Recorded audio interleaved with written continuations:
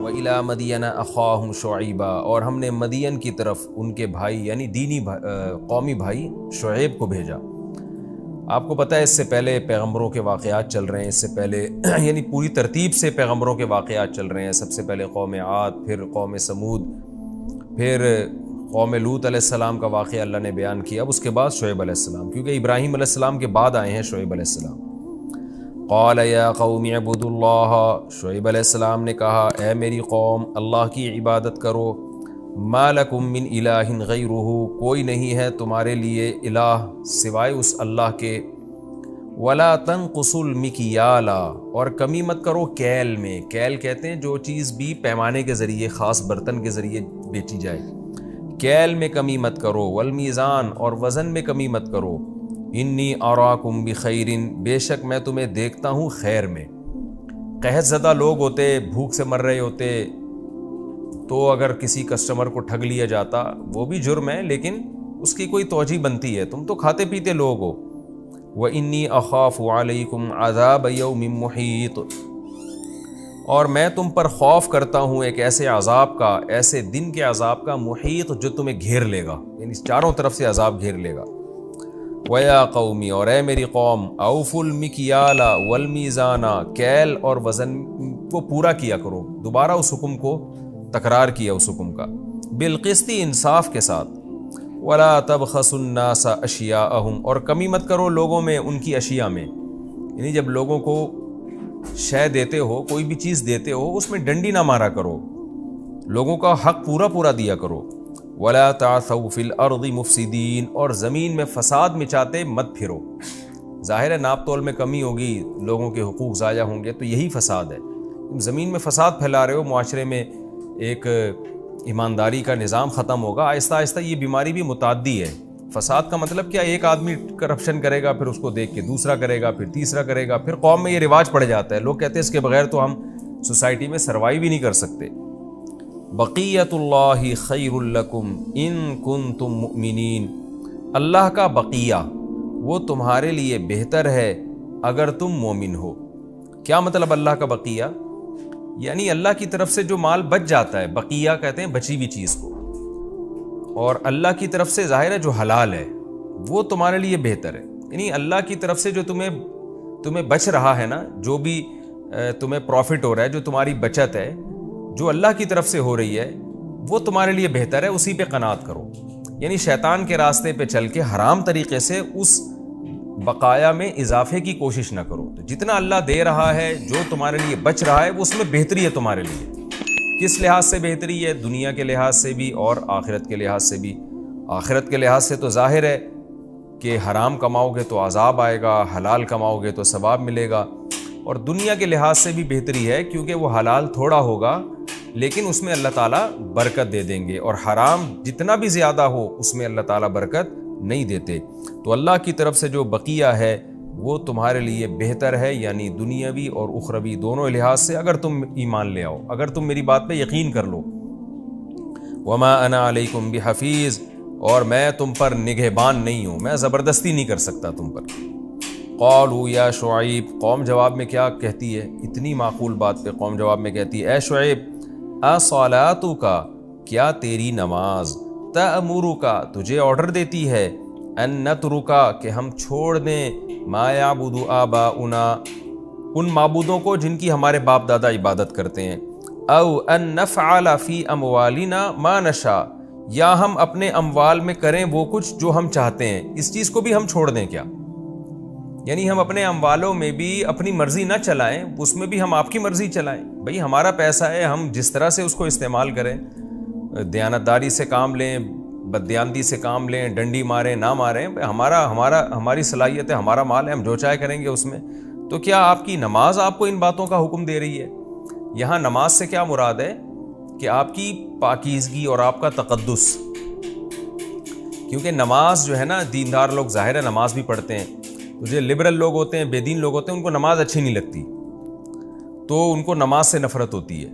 تو قوم بھی یہ بتانا چاہ رہی ہے کہ آپ جو پارسا بنے پھرتے ہیں، آپ جو عبادت کرتے ہیں، جس کی ایک مثال نماز ہے، تو آپ کی یہ پارسائی اور آپ کی یہ جو اللہ کی رضا کا جذبہ اور یہ عبادتیں، یہ آپ کو ہمارے معاملات میں دخل اندازی کیوں کروا رہے ہیں؟ یہ آپ جائیں اپنا اللہ اللہ کریں، آپ کا اگر آپ کو سمجھ میں آتا ہے. یعنی آپ اتنے پارسا ہو گئے ہیں، اتنے نمازی ہو گئے ہیں کہ اب ہمارے معاملات میں بھی آپ نے دخل اندازی شروع کر دی ہے.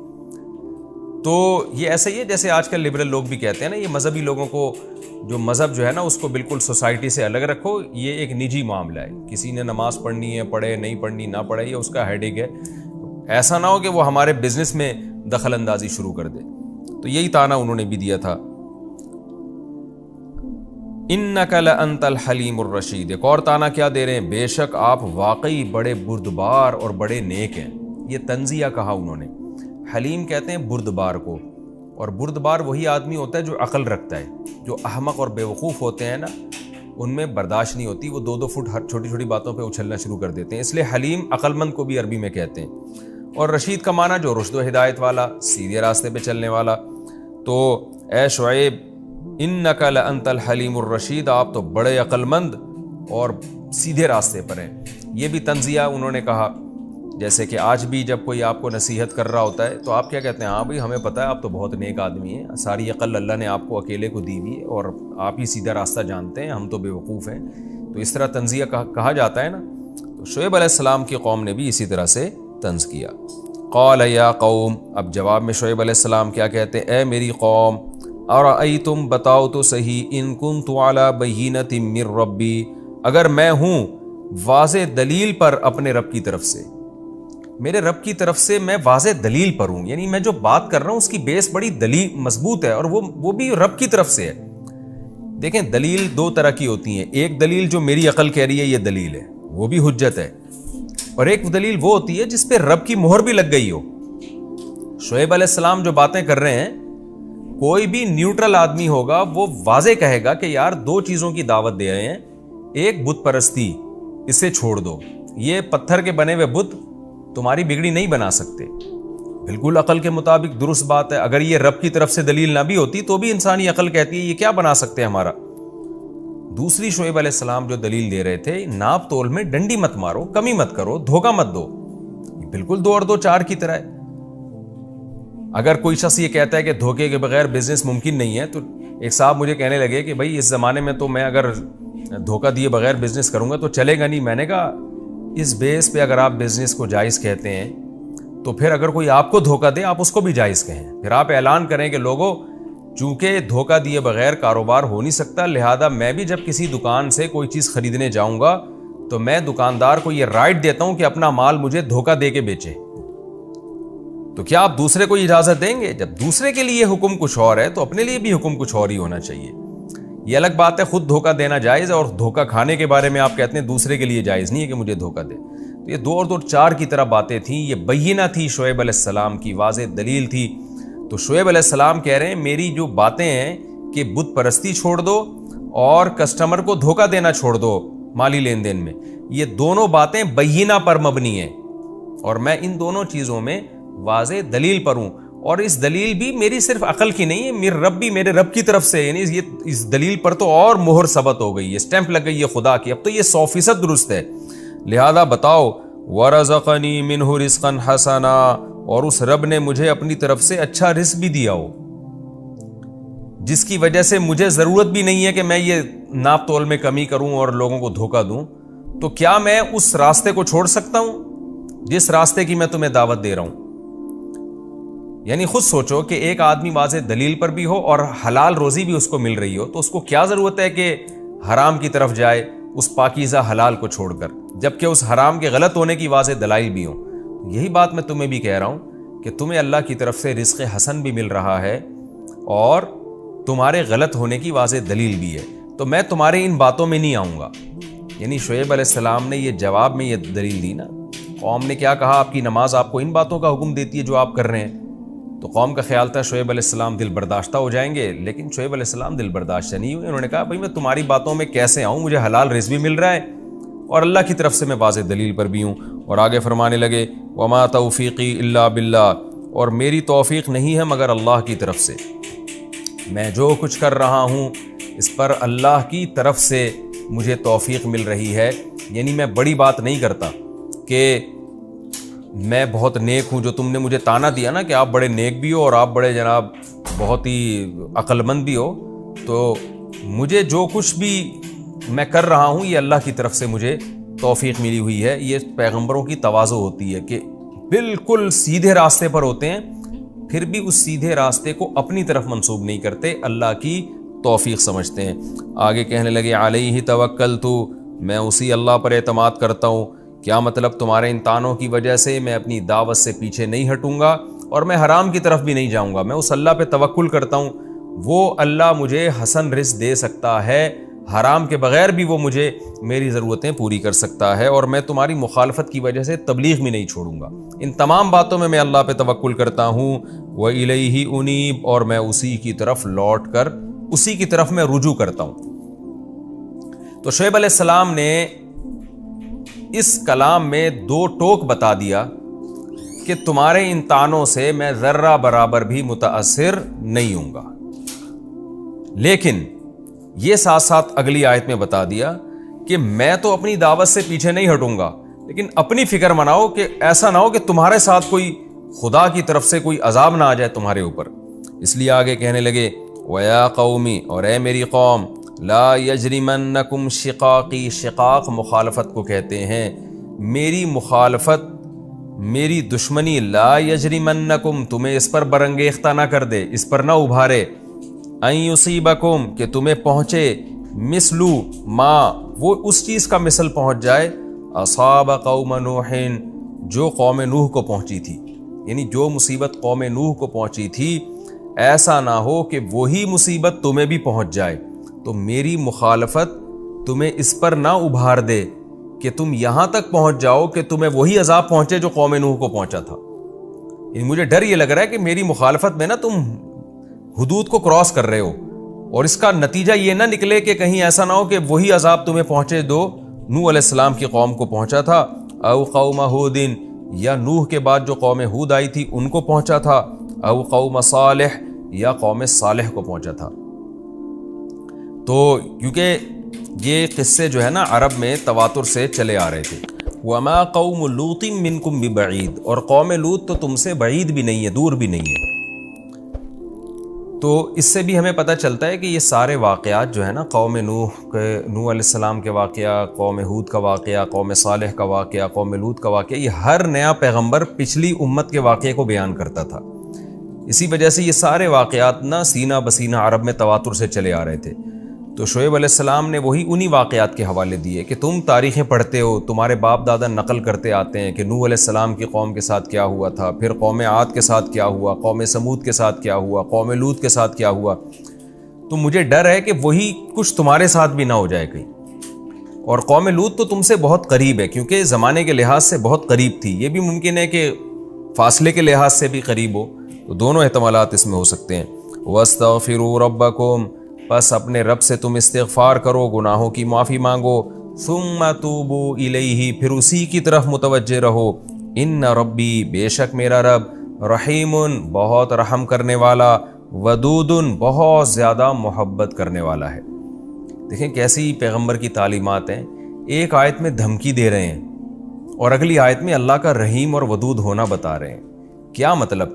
دھمکیوں سے کہیں تم یہ نہ سمجھو کہ اللہ کوئی معاذ اللہ ظالم ہے، اسے اپنی مخلوق کو ہلاک کرنے کا شوق ہے، برباد کرنے کا شوق ہے۔ یہ کانسیپٹ تمہارے دماغ سے ختم ہونا چاہیے۔ اللہ محبت کرنے والی ذات ہے، بندوں پر رحم کرنے والی ذات ہے، لہذا وہ تمہیں مارنا نہیں چاہتا، لہذا تم اس کی طرف رجوع کر لو، وہ تمہاری ساری گناہوں کو معاف کرے گا اور تم سے بے پناہ محبت کرے گا وہ تم سے۔ کتنی پیاری دعوت شعیب علیہ السلام کی۔ اس کے بعد قوم اس بات کے جواب میں کیا کہتی ہے؟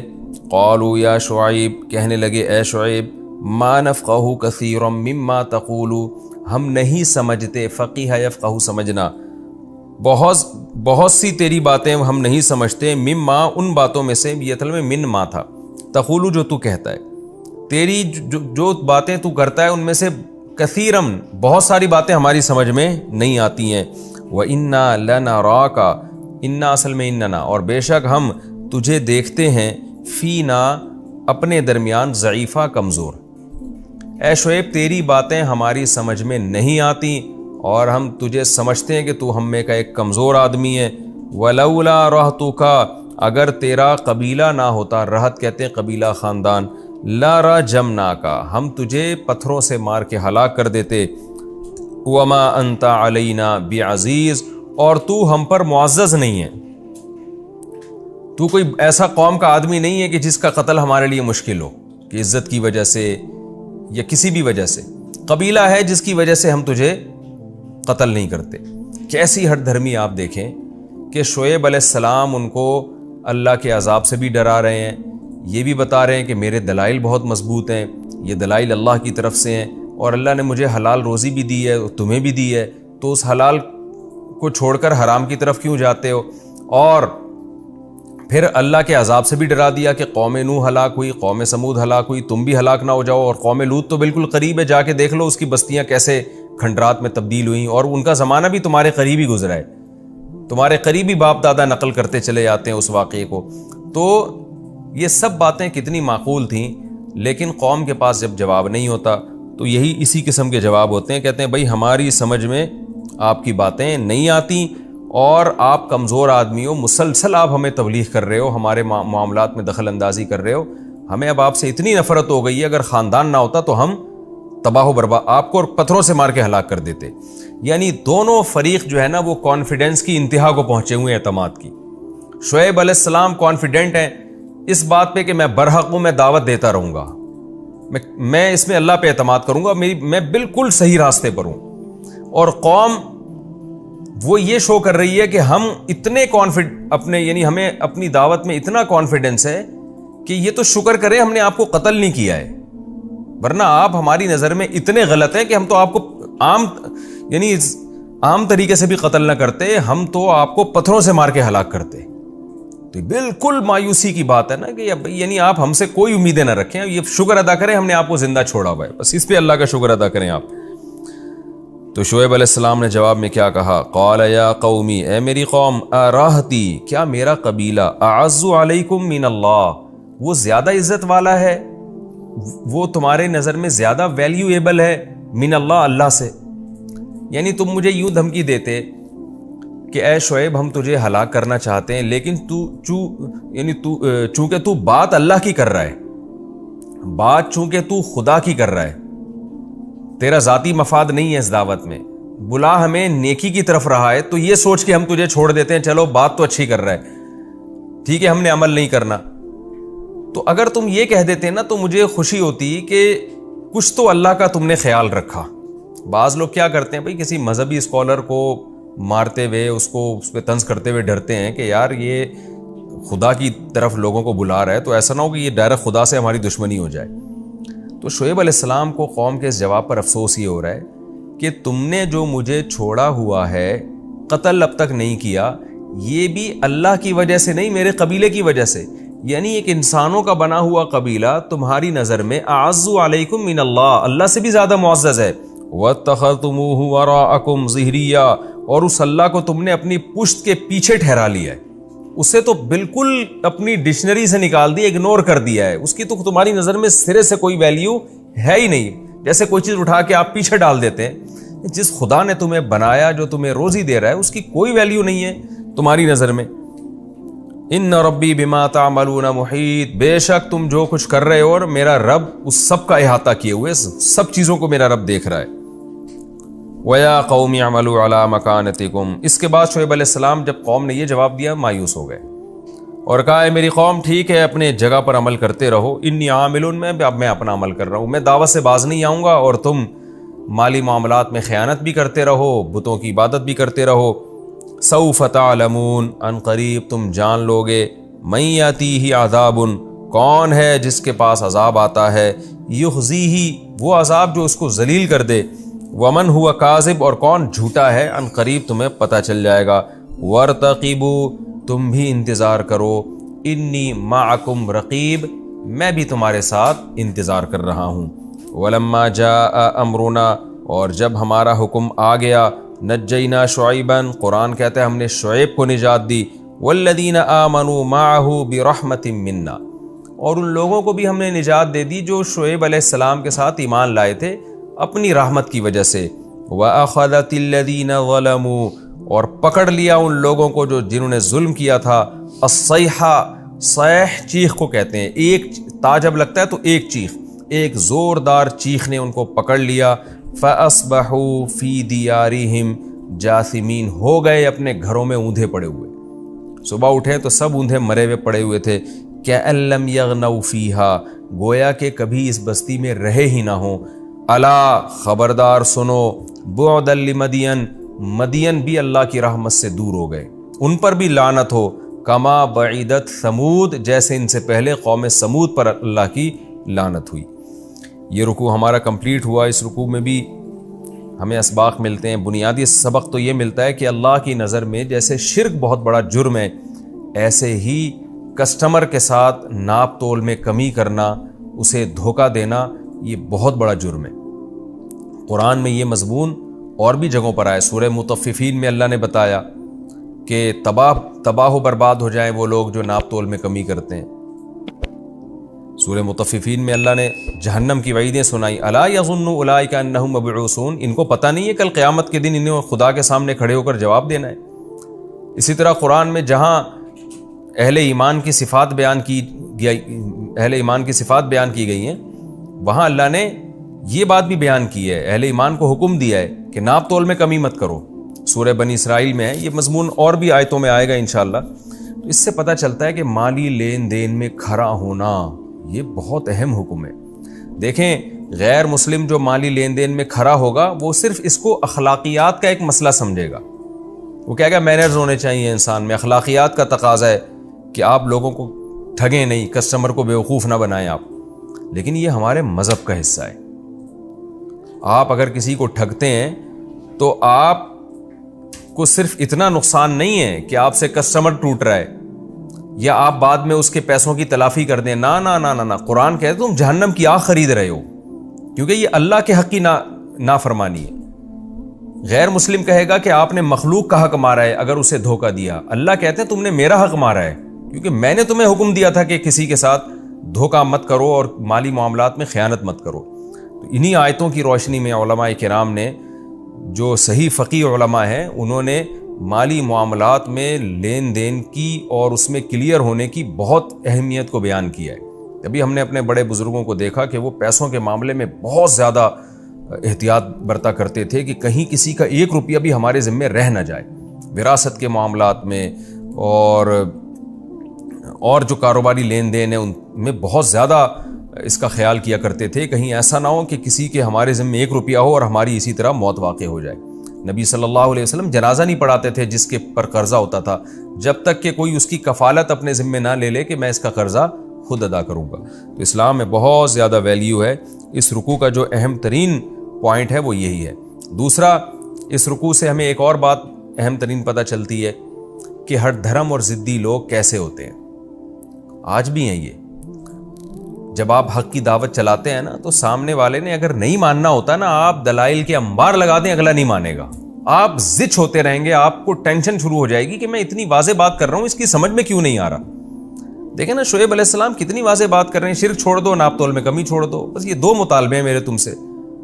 قوم الٹی جب باتیں کر رہی ہے کہ نماز آپ کو یہ سکھاتی ہے۔ آپ دیکھ لیں ٹیلی ویژن میں بہت سے اینکرز آتے ہیں نا، وہ بھی اسی طرح کی باتیں کر رہے ہوتے ہیں۔ ڈیبیٹ کے درمیان جب ان کی ٹاک شوک کا کوئی پروگرام ہوتا ہے نا، تو ان میں بھی یہی ہے کہ ایک بڑی معقول بات کر رہا ہے، دوسرا الٹی گھمانا شروع کر دے گا اس بات کو۔ تو یہ سارے کام جب ہوتے ہیں جب خدا کا خوف دل سے نکل جائے۔ پبلک کو بیوقوف بنانا آسان ہوتا ہے، سامنے والے پہ طنز کر کے چپ کرانا آسان ہوتا ہے، خدا کو آپ دھوکہ نہیں دے سکتے۔ شعیب علیہ السلام نے جب مایوس ہو گئے نا، قوم کہہ رہی ہے آپ کی نمازیں آپ کو یہ چیزیں سکھا رہی ہیں، آپ بڑے نیک ہیں، آپ بڑے بردبار ہیں، اور اس طرح کے طنز شروع کر دیے، تو شعیب علیہ السلام نے کیا کہا؟ ارتقیبوا انی معکم رقیب، بھائی میں تو سمجھا سکتا تھا، ٹھیک ہے انتظار کرو، دیکھتے ہیں کس پر عذاب آتا ہے۔ تو آج بھی ایسا ہی ہے، ہمیں ڈرنا چاہیے۔ اگر سامنے والا دلیل سے بات کر رہا ہے، حق بات ہے، تو مان لینا چاہیے اس کو۔ سیاسی جھگڑوں میں بھی ایسا ہی ہوتا ہے کہ آپ کے جو آپ کا لیڈر ہے وہ جتنا الٹا سیدھا کرتا رہے، نیچے چمچوں نے قسم اٹھائی بھی ہوتی ہے کہ ہم نے اس کو جتنا الٹا کرے گا ہم نے اس کو سیدھا ہی کرنا ہے بیٹھ کے، اور فریق مخالف جتنا اچھا کرے گا ہم نے اس میں کیڑے ہی نکالنے ہیں۔ یہ تو ہم صبح و شام یہ چیز اپنے کلچر میں دیکھ رہے ہیں۔ تو یہ بہت خطرناک چیز ہے. اللہ کو حق پرست لوگ پسند ہیں، تو ورنہ وہی انجام ہوتا ہے جو قوم شعیب کا انجام ہوا.